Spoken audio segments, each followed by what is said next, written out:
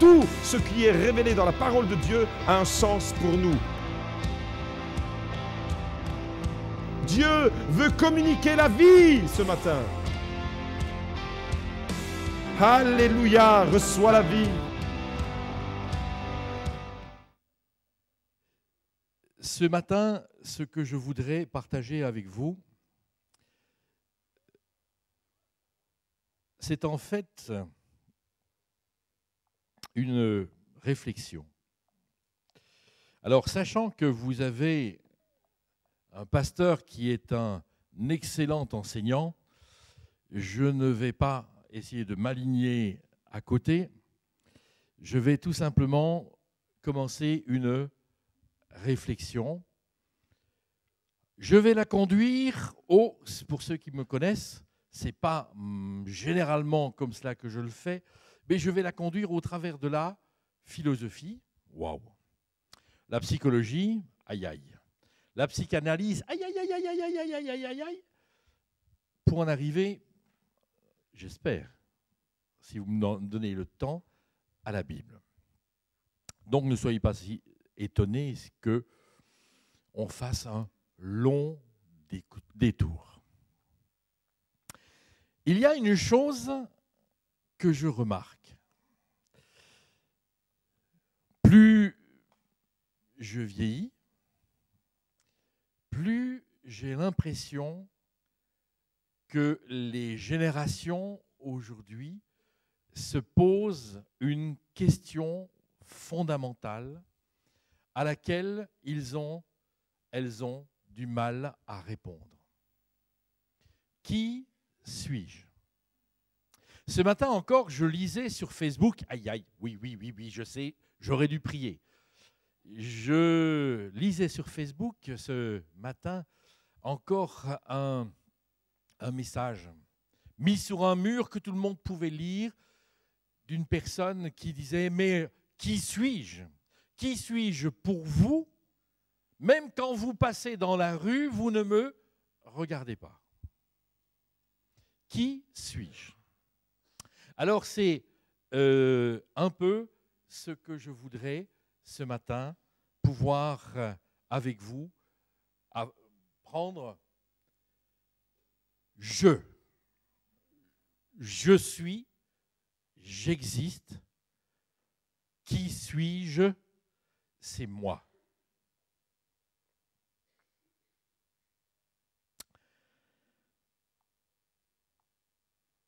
Commençons par, désolé pour l'écriture, elle ne passe pas. Commençons par la philosophie. Olivier Rey a écrit ceci: dans les sociétés anciennes et traditionnelles, je est le singulier de nous. Aïe, aïe. Y a-t-il des profs de français dans la salle? Non? Bon. Je est le singulier de nous. Et il continue par dire ceci: alors que dans les sociétés modernes et individualistes, nous est le pluriel de je. Que veut dire cette phrase? Avez-vous un avis? Vous pouvez me le dire. Hein? Qui a un avis?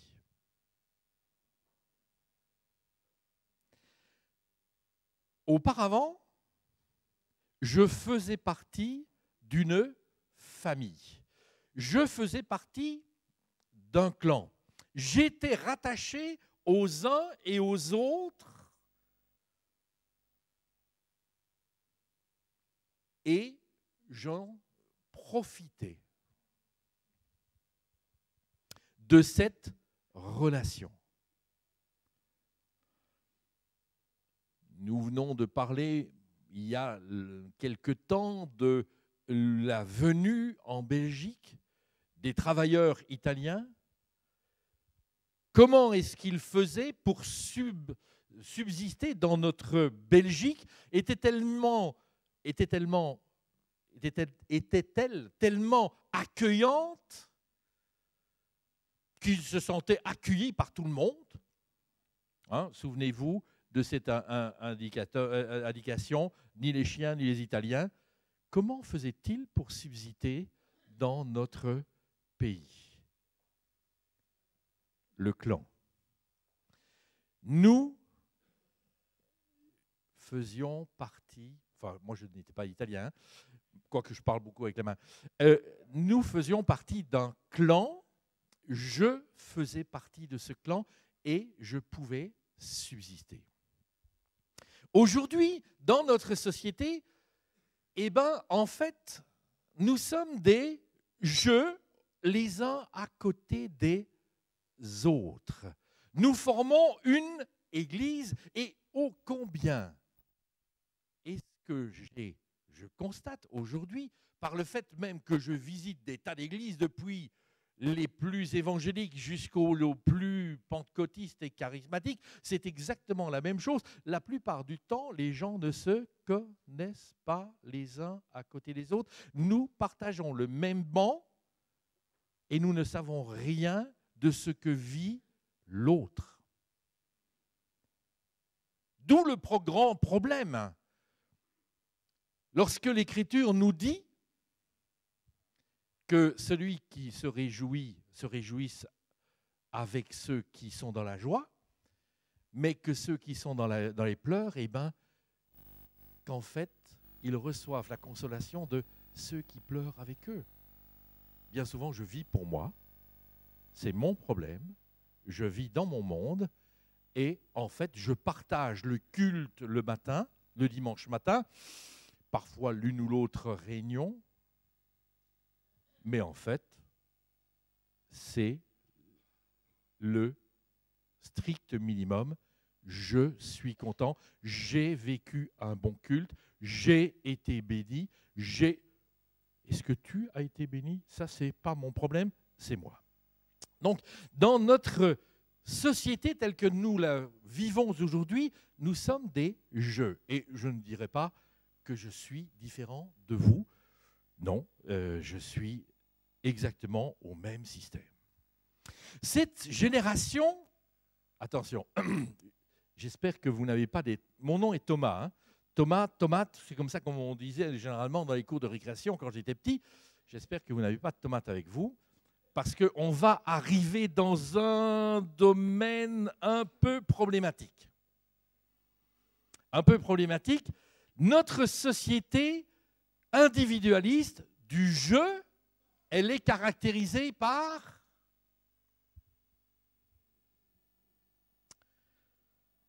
selfie.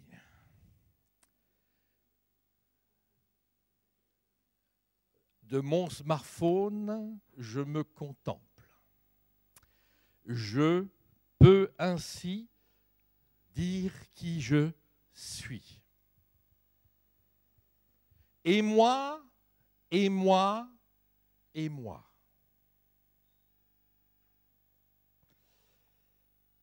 C'est un phénomène de société aujourd'hui. Alors, à ce phénomène de société, en fait compte, tout le monde s'y essaye. Est-ce que vous voyez de qui il s'agit? Obama, le président des États-Unis, s'y est essayé. Mais attention, il ne faut pas croire qu'il n'y a que lui. Tout le monde s'y essaye. Même ma femme s'y essaye avec ses petites filles.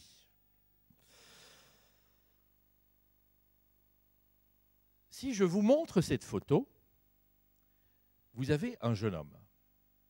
Est-ce que vous pouvez m'en dire le nom de ce jeune homme? Connaissez-vous son nom? Ça ne vous dit rien? Non? Personne? Non, il faudra faire un recyclage. Hein. Justin Bieber, non, pas du tout. Là, il faut l'envoyer au recyclage parmi les jeunes. C'est mon petit-fils? Non. Il s'appelle Danny Bowman. Vous ne le connaissez pas? Eh bien, c'est que, en fait, compte, si vous ne le connaissez pas, c'est que vous ne lisez pas le Sunday Times en juillet 2014. Il a fait la une du journal. Pourquoi? Car en fait, sa mère a repêché son fils alors qu'il était dans une tentative de suicide. Sa mère l'a vraiment sorti de cette tentative et lui a donné la possibilité de vivre. En fait, Danny Bowman passait 10 heures par jour dans sa chambre à se photographier avec ses selfies pour pouvoir placer tous les jours 200 selfies sur son mur. Ce qui veut dire quoi? C'est qu'en fait, cette dimension de « j'existe » devient une obsession, c'est une addiction, comme on a une addiction à la cigarette, comme on a une addiction à l'alcool, comme on a une addiction aux jeux, comme on a une addiction aux médicaments. Eh bien, c'était devenu pour lui une addiction.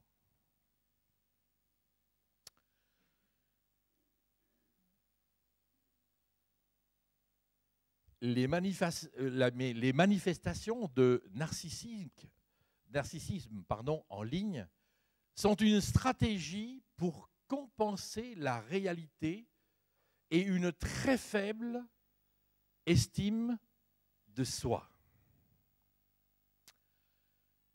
D'où notre recours à Facebook.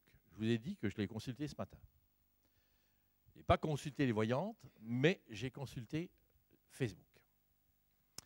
Les commentaires et les j'aime, I like, d'autres personnes accentuent la distorsion de la réalité. Qu'est-ce que je veux dire par là? C'est qu'en fait, compte, j'ai besoin que tu me dises que, en fait, compte, l'image que je te donne, eh ben, tu l'aimes parce qu'en même temps, tu me dis que j'ai du prix pour toi. Grand problème dans la famille Thomas. Lorsque j'ai placé, lors de notre dernier voyage à Madagascar, que j'ai placé la photo de ma femme entourée d'enfants malgaches à la sortie d'une école, réaction de mes petites filles, waouh, c'est pas juste, grand-maman a eu plus de j'aime que nous.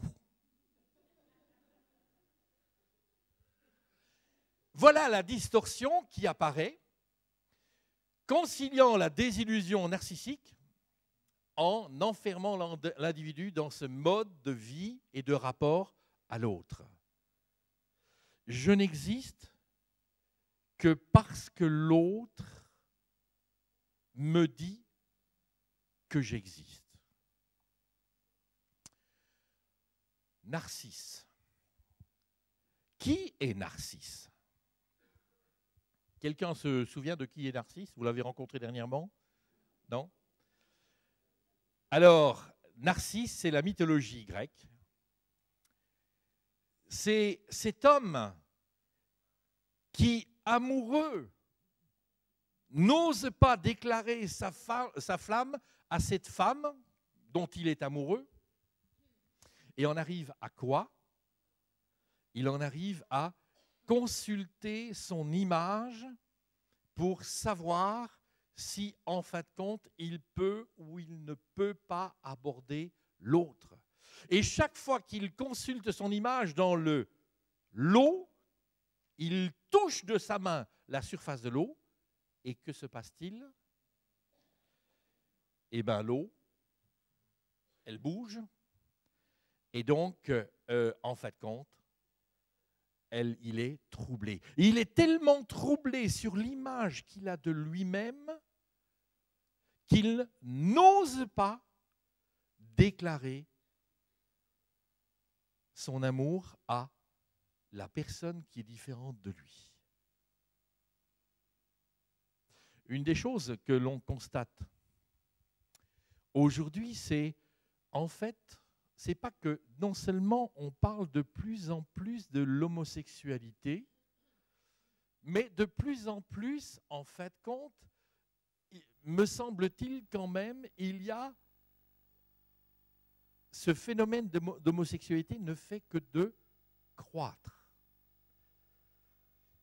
Et selon la psychanalyse, l'homosexualité, c'est quoi? C'est la peur de l'autre et du différent. Si je n'ai pas une bonne identité en moi, si je ne sais pas qui je suis, j'ai peur de celui qui est différent de moi et je me réfugie en celui qui a la même image que moi.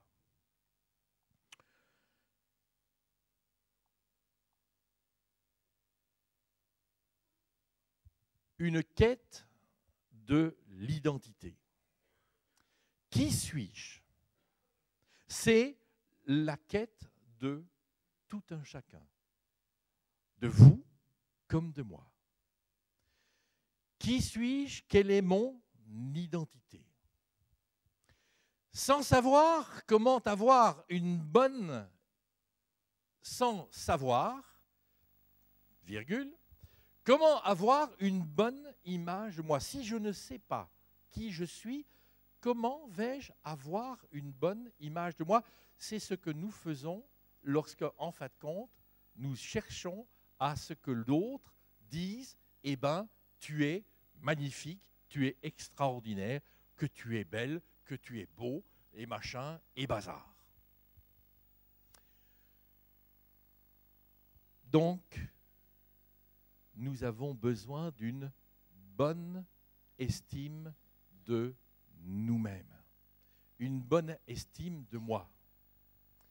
Car, en fait, compte de sens de cette estime de moi, je vais en sortir le sens de ma vie. Quel est le sens de ma vie? Comment se fait-il aujourd'hui que nous ayons une société dans laquelle il y a de plus en plus de personnes qui se suicident? Et une chose dans notre société occidentale dont on ne parle pas, un des scandales de notre société, c'est le suicide des adolescents. C'est eux qui sont les premiers visés par l'estime de soi. C'est une des causes les plus grandes des suicides chez les adolescents. Ils ne savent pas qui ils sont. Donc, aujourd'hui, ce que je voudrais apporter, c'est une réflexion qui va donner sens à ma vie. Qui, où, quoi? Est-ce que c'est moi qui vais donner sens à ma vie? Ou est-ce que je dépends de toi pour avoir un sens à mon existence? Il y a un Viktor Frankl, qui était un psychanalyste, qui a été dans les camps de concentration. Viktor Frankl a écrit ceci: dans l'enfer des camps de concentration, il fallait que nous changions du tout au tout notre attitude à l'égard de la vie. Il fallait que nous apprenions par nous-mêmes et de plus, il fallait que nous montrions à ceux qui étaient en proie au désespoir que l'important n'était pas ce que nous attendions de la vie, mais ce que la vie attendait de nous. Au lieu de se demander si la vie avait un sens, il fallait s'imaginer que c'était la vie qui nous questionnait journellement à toute heure. Nous devions répondre, non pas par des mots ou des méditations, mais par de bonnes actions, une bonne conduite. Notre responsabilité dans la vie consiste à trouver les bonnes réponses aux problèmes qu'elle nous pose et à nous acquitter honnêtement des tâches qu'elle nous assigne. Merci, Viktor Frankl. Viktor Frankl est quelqu'un que j'ai étudié lorsque j'ai étudié la psychanalyse et j'ai beaucoup apprécié son œuvre, la logothérapie. Mais alors cette pensée-là, moi, elle me désarme. Elle me laisse pantois et je ne la comprends pas. Je ne comprends pas comment, en fait de compte, un psychanalyste peut dire cela. Car en fait de compte, ça veut dire quoi? Ça veut dire, écoute, c'est en toi-même que tu dois trouver le sens de ta vie. C'est en toi-même que tu dois trouver l'estime de soi. C'est en toi-même que tu dois trouver les ressources pour. D'un autre côté, la psychanalyse va dire, mais en fait de compte, l'identité d'une personne, qu'elle soit masculine ou féminine, dépend toujours de la parole de ce que son père lui a dit. Ah. Ou n'a pas dit. C'est la fête des pères, oui, ben c'est notre fête aujourd'hui, hein. Est-ce que nous avons été capables de communiquer une estime de soi à nos filles, à nos fils? Ça, c'est la grande question. Les ressources qui le seront capables de pouvoir dire et affirmer. Je suis, j'existe. Je suis quelqu'un de merveilleux. Alors à Frankl, je dis ceci, mais en fait, ceux qui n'ont pas les ressources, ceux qui n'ont pas connu leur père, ceux qui n'ont pas connu un père aimant, ceux qui n'ont pas connu ou qui ont connu un père abuseur, comment vont-ils faire pour trouver l'estime d'eux-mêmes? Combien de femmes est-ce que j'ai rencontrées? Combien est-ce que j'ai rencontré d'hommes dans mon ministère pastoral qui disaient « Je ne sais pas qui je suis ». Est-ce que je les renvoyais à eux-mêmes en disant « Eh bien, tu n'as qu'à trouver en toi-même qui tu es ». Alors, je ne crois pas que cette pensée soit une pensée. Même si Bob Gass la reprend, moi, je m'insurge contre cette pensée et je dis, ce n'est pas possible. Ce n'est pas du domaine du faisable. J'ai rencontré trop de personnes assises sur le bord de la route. Qui suis-je? Qu'est-ce que je vaux? Les gens m'ont utilisé, m'ont sali, m'ont souillé, et puis tu voudrais que j'aie une bonne estime de moi-même. Comment est-ce possible? Moi-même, je me suis souillé. Comment veux-tu que je trouve en moi-même les ressources que pour être? Alors, permettez que je recours à quelqu'un d'autre que vous ne pouvez pas peut-être lire facilement. C'est Jürgen Moltmann, qui est un théologien allemand. Et Jürgen Moltmann a écrit ceci: l'homme ne se connaît pas véritablement lui-même en se regardant dans un miroir. Que ce miroir soit l'eau, que ce miroir soit la glace de votre salle de bain, que le miroir soit la glace de votre smartphone, on est exactement la même chose, dans le même registre. on ne peut pas se connaître en se regardant dans un miroir. Il ne se connaît que dans, dit Moltmann, le mot que vous n'arrivez pas à lire, l'appel qui lui est adressé et dans la promesse qui lui est faite. Nous ne pouvons découvrir qui nous sommes, ce que je suis en réalité, que dans l'appel que Dieu m'adresse. Et dans le fait que je sais que son adresse, ce qu'il m'invite dans lequel il m'invite à entrer, c'est aussi quelque part suivi d'une promesse qui va être une bénédiction, parce que Dieu est un Dieu fidèle. Parce que Dieu, quand il promet quelque chose, c'est oui et amen. Est-ce que vous pouvez le dire? Oui et amen en Jésus. Alléluia. Ce que Dieu promet, Dieu le fait. Ce que le Père Thomas ne fait pas toujours. L'appel. Ouf. Je vais éviter des conflits avec mon ami Joseph. Giuseppe, on va quand même faire de la Bible. Amanda, il est temps, hein? Et l'appel, le premier appel que j'entends dans la Bible, c'est lequel? C'est celui de Abraham. Abraham, au chapitre 12 et au verset 1, voilà ce que je lis. Le Seigneur dit à Abraham, va-t'en de ton pays, du milieu de tes origines, de la maison de ton père, vers le pays que je te montrerai. Je ferai de toi une grande nation, je te bénirai et je rendrai ton nom grand et tu seras une bénédiction. Apparemment, Moltmann, en tant que théologien, avait quand même lu sa Bible. L'appel, c'est quoi? Va-t'en. La promesse qui est « Je ferai de toi ». Un appel, une promesse. Lek, leka, va-t'en en hébreu.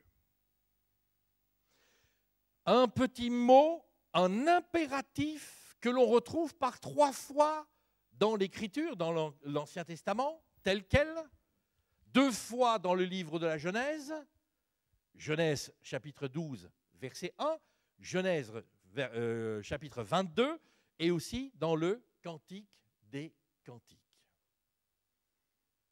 Un mot que nous allons reprendre dans une autre version de la Bible, il est dit Yahvé à Abraham, va, quant à toi, hors de ton pays, hors de ta famille, hors de la maison de ton père, vers le pays que je te ferai voir.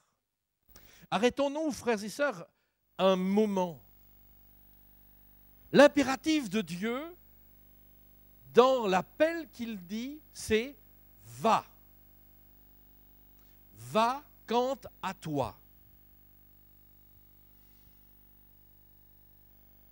Hors de ton pays.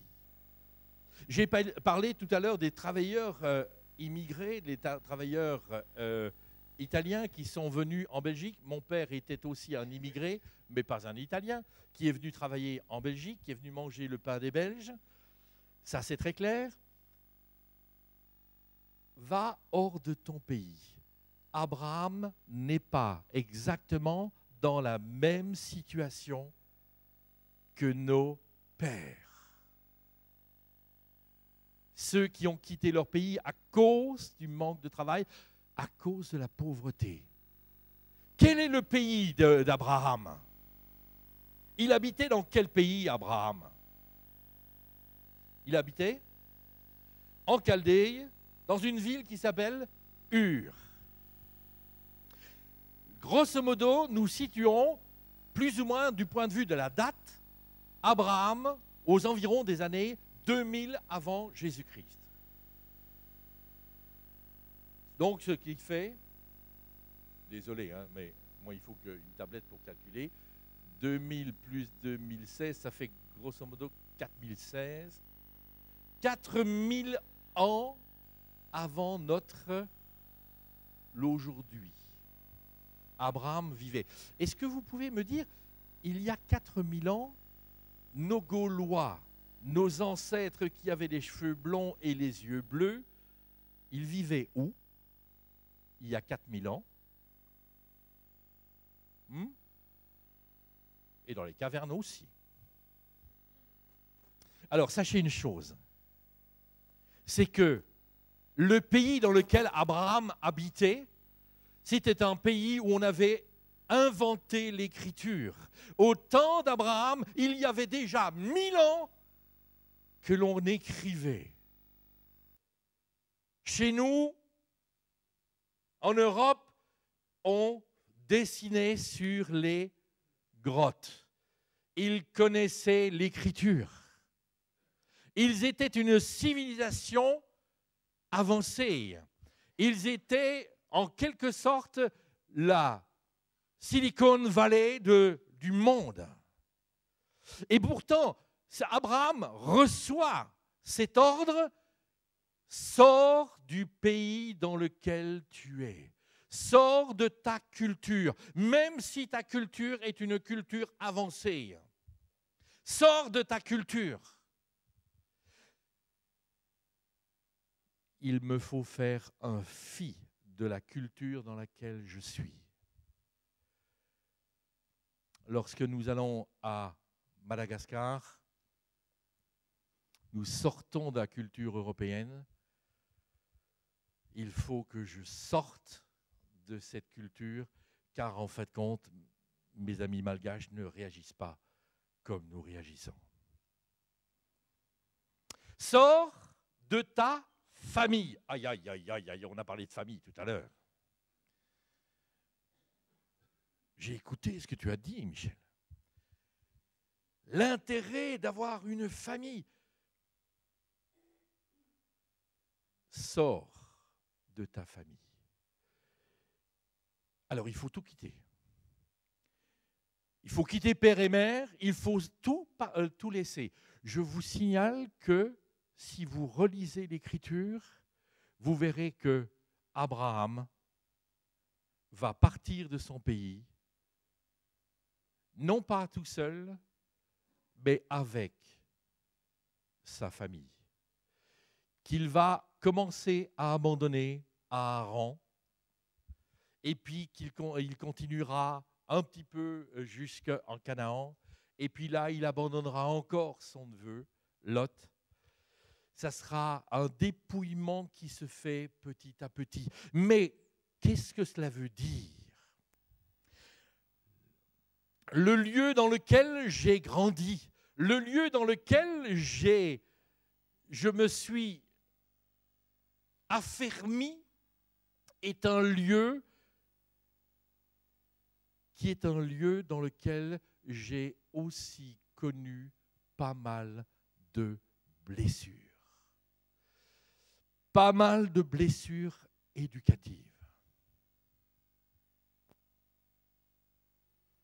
Et quand il est question de quitter sa famille, ce n'est pas de faire un trait sur son père et sa mère, sur ses, etc., etc. C'est en fait compte arriver à résoudre ce qui m'a blessé. Vous voulez que je vous raconte? Ah, c'est à Gilbert que je vais raconter ça. Notre mariage, Gilbert. Parce que Gilbert, c'est le défenseur de ma femme. Notre mariage, quelques jours après notre mariage, ma femme, très heureuse, me dit, ce soir, on mange un steak. Et elle me présente le steak qu'elle a cuisiné. Oh, super! J'ai la réaction appropriée et je lui ai dit à ma femme, ma mère, elle cuisait ça mieux que toi.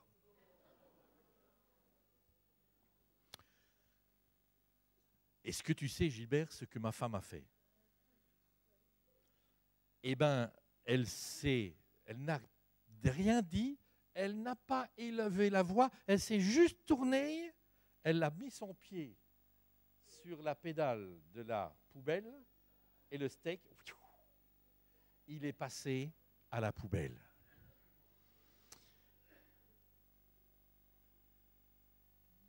Ma mère cuisait le mieux le steak que toi. Ah, ma mère, quand elle faisait les pâtes, au moins, elle les faisait al dente. Toi, c'est toujours trop cuit. Al dente. Ouais, mais j'ai des problèmes de prononciation. Ma famille est le lieu de mon éducation. J'ai reçu des choses extraordinaires. Mais comme mes parents ne sont pas parfaits, que Jean-Marie et Anne-Marie ne sont pas parfaits, donc je rassure Gilbert, nous avons aussi blessé nos enfants, à qui nous avons demandé pardon, à qui j'ai demandé, Philippe, je te demande pardon pour, Pascal, je te demande pardon pour.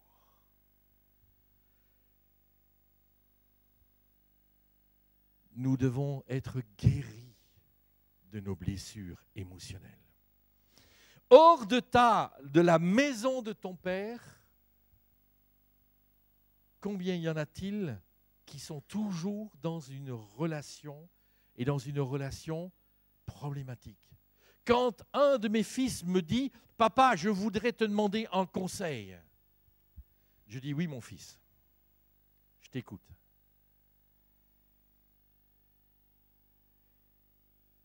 Il me demande le conseil et quand j'ai fini de lui dire « Mais moi, à mon avis, oui, mais alors il me dit bah « Non, écoute-moi, je ne pense pas ça comme ça, donc je ne ferai pas ce que tu as dit. » Et je dis « Amen, je prierai pour toi, mon fils, et je te bénis. »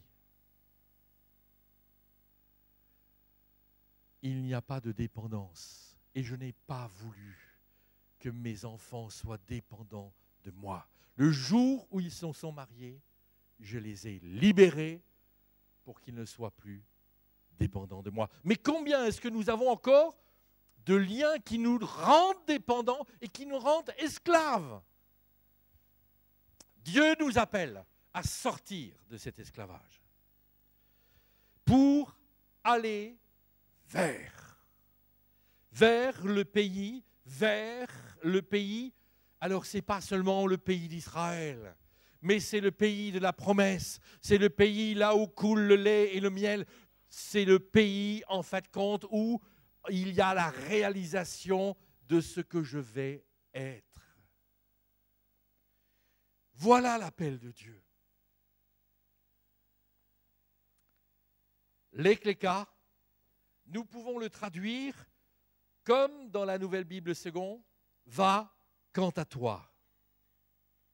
Mais nous pourrions le traduire aussi, va pour toi. Et si nous suivons Rachi, qui était un rabbin du Moyen-Âge, Rachi traduit par va vers toi. Va vers toi. Lorsque, en fait, quand il y a cet appel à sortir d'eux, c'est pour aller vers qui? Pour aller vers moi.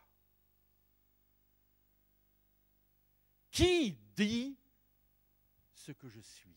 Qui donne une parole sur ma vie? Qui me donne l'estime de moi-même?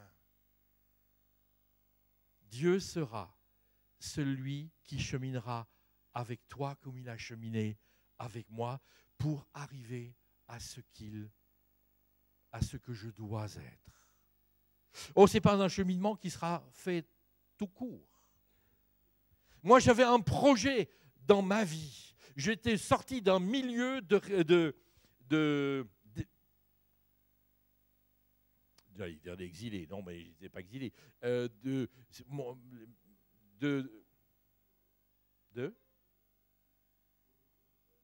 d'émigrer. Merci, Rita. Heureusement que je t'ai. J'ai grandi dans un milieu de pauvreté. On m'en a fait voir de toutes les couleurs. J'ai été roué de coups dans les cours de récréation parce que j'étais tellement chétif. Je peux vous montrer des photos. J'étais tellement chétif que ce n'était pas difficile de taper sur Thomas. Et je ramassais tout. Tant et si bien que le jour où j'ai eu la taille que j'ai, j'avais 16 ans, non, c'était un peu moins, c'était pas 58, c'était 52, c'était pas... Non, je ne dirais pas mon tour de taille, je le refuse. Mais j'en ai tellement vu que j'ai dit je prendrai une revanche sur ma vie. Et j'ai eu et saisi la chance que me donnait une société multinationale. Et là, j'en ai fait bouffer à tous ceux et toutes celles, tant et si bien qu'en 6 ans, j'étais arrivé à un poste de management. J'étais le tueur. C'est à ce moment-là que Dieu est intervenu dans ma vie. J'ai essayé de tenir dans la situation sociale que j'étais, dans le standing que j'avais à l'époque, avec mes beaux costumes et mes grosses voitures, j'ai essayé de tenir cela. Mais il fallait plus. Dieu voulait que j'abandonne ce qui était mon idole dans ma vie, c'est-à-dire la vision que j'avais de moi-même. Et il a fallu que je l'abandonne entre les mains du Seigneur. Et heureusement qu'il m'a donné la femme que j'ai, qui m'a conduit à abandonner cette image que j'avais de moi-même, pour que devenir celui que Dieu voulait. Et encore, je peux, après dans le ministère pastoral, il a fallu aussi que je passe par des temps où il a fallu que je lâche, que je me dépouille et que je puisse vraiment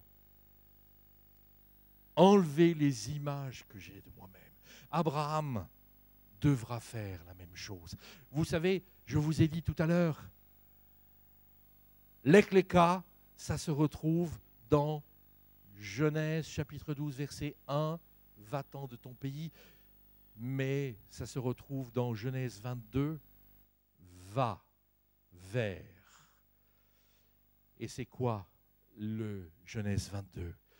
C'est la ligature d'Isaac, le sacrifice d'Isaac. Dieu a accordé une promesse.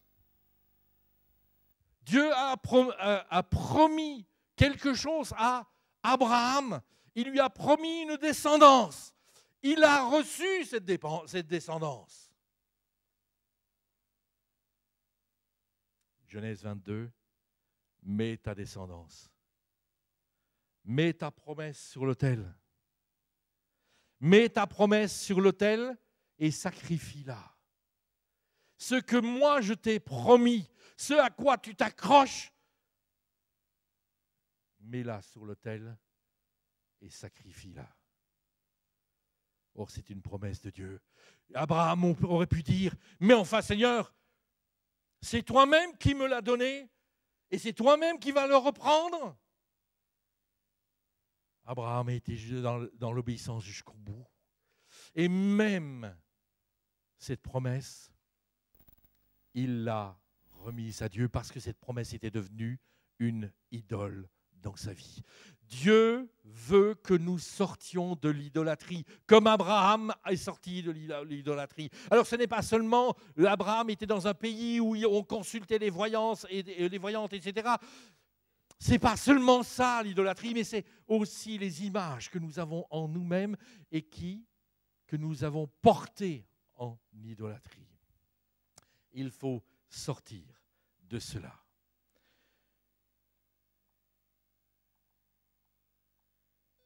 Wow.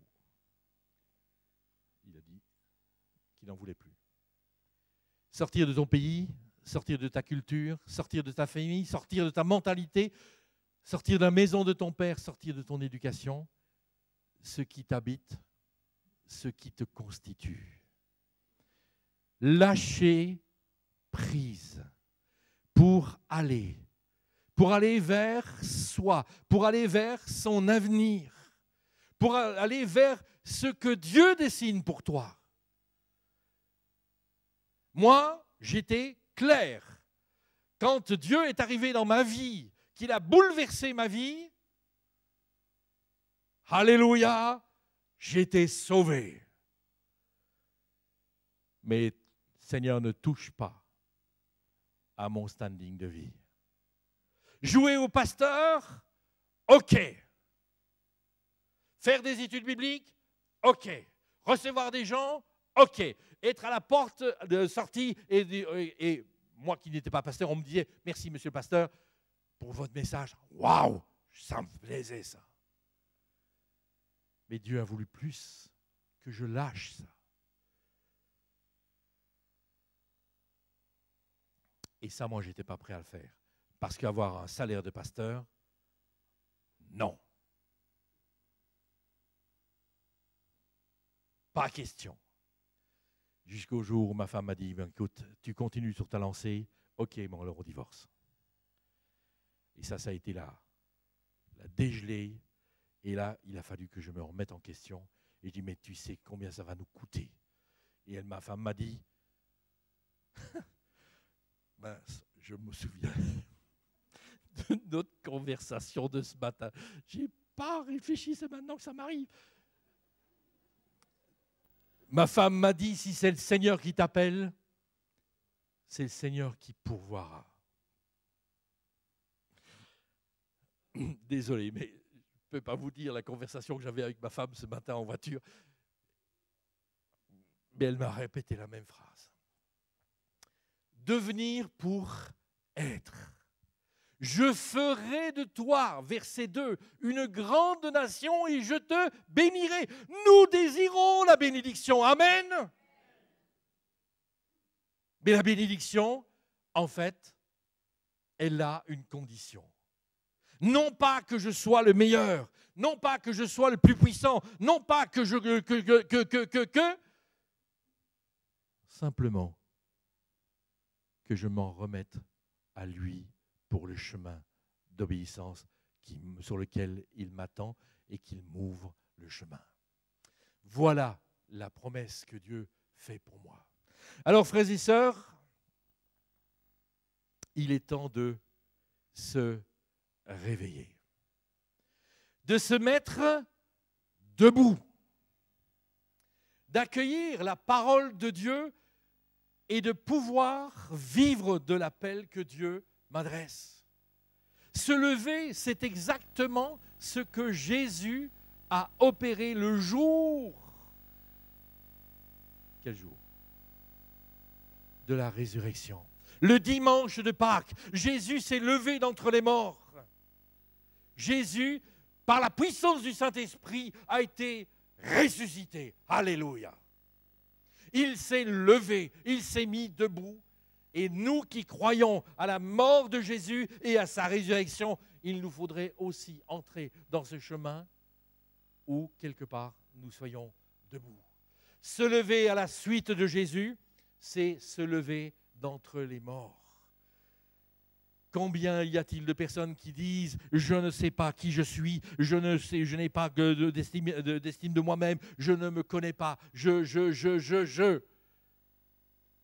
Dieu, lui qui est ton Père, il te connaît. Lui a des promesses pour toi. Entre dans son appel. Entre à ta suite. Combien de fois est-ce que j'ai repris ce texte d'Ésaïe qui dit c'est Dieu qui parle. Tu as du prix à mes yeux. Tu as du prix à mes yeux. Quelle est ma valeur? Quelle est ma valeur? Oh, elle est peut-être de quelques euros? Non. La vie de Jésus. Ça, c'est ta valeur. Parce que si tu dis que tu n'es rien, alors moi je te dis, eh bien Jésus, il est mort pour rien. Et rien, c'est toi. Et rien, c'est moi. Jésus est mort pour nous, c'est la valeur que nous avons. Nous ne sommes pas tenus pour les uns et pour les autres en honneur, peu importe. Dieu, lui, a de la considération pour toi. C'est ce qu'il nous dit dans le prophète Isaïe. Tu as du prix à mes yeux, je t'honore. Et la troisième chose que Dieu dit, je t'aime. Waouh, dans un séminaire de couple à Madagascar, si je veux créer là le tollé, c'est pas très compliqué, j'ai qu'une chose à dire. Je m'adresse aux sœurs et je leur dis, ma sœur, quand est-ce que pour la dernière fois ton mari t'a dit je t'aime? Ça ne se dit pas, c'est la culture qui ne le dit pas. Jésus, lui, a démontré l'amour du Père alors que nous étions encore pécheurs, il a donné sa vie pour nous. Dieu me dit, et Dieu dit à son peuple, je t'aime.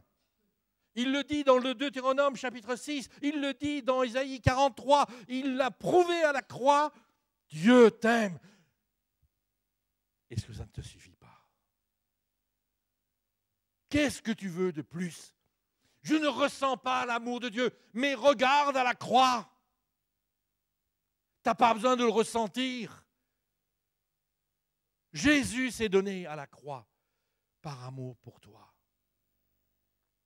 Alors, frères et sœurs, il est temps de prendre ce chemin. Il est temps de se mettre debout et d'avancer avec lui. C'est le Seigneur qui donne sens à ma vie. Où vais-je avoir conscience de cela?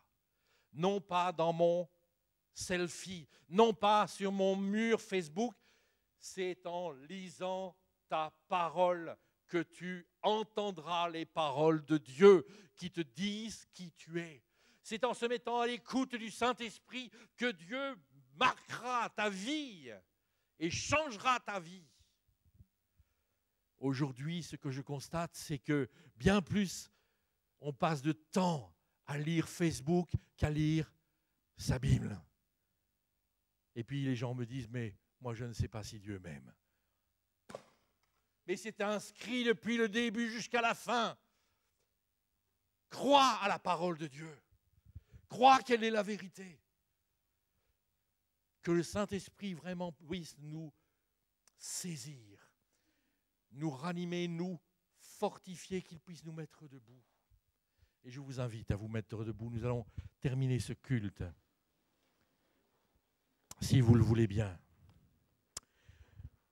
Seigneur, je te prie pour mes bien-aimés, pour la communauté de Beaudour, pour tous ceux et celles qui sont ici réunis, pour ceux et celles qui croient à ta parole et qui croient encore à l'action puissante du Saint-Esprit.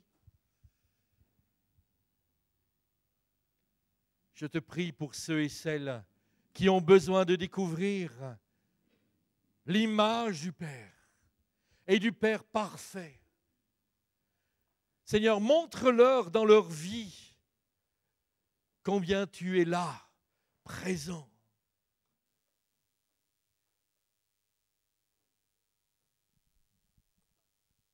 Comment en Jésus tu as démontré l'amour que tu avais pour les uns et pour les autres. Peu importe l'état dans lequel nous nous trouvions, l'état de péché dans lequel nous étions, tu es venu nous rechercher dans le fin et dans le fond du trou. Et tu nous as fait remonter. Nous cherchons à gauche et à droite des béquilles qui nous aident à pouvoir dire qui nous sommes, à pouvoir avoir une bonne image de nous-mêmes. Seigneur, Avec toi, nous n'avons pas besoin de béquilles.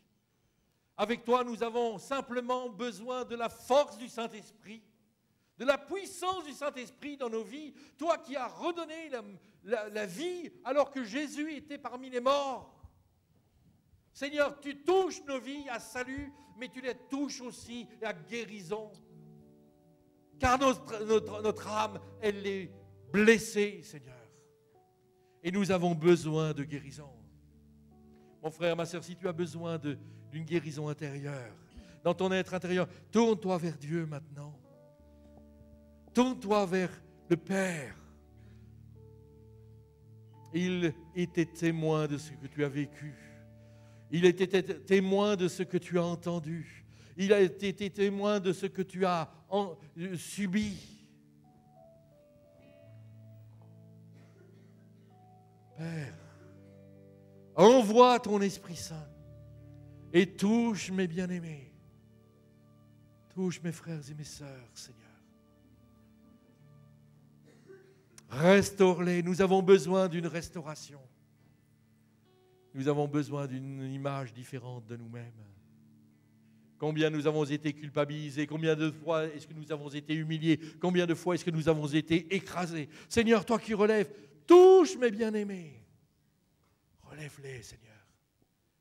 Relève-les par la puissance du Saint-Esprit et fais-leur du bien. Seigneur, nous désirons être une église de réveil. Nous voulons être une église debout. Nous voulons être une église qui marche selon ton appel pour entrer dans tes bénédictions. Seigneur, visite ton église, visite les responsables, visite les anciens, les diacres, visite le pasteur, sa famille. Seigneur, visite-nous. Nous nous attendons à toi dans le puissant nom de Jésus. Amen.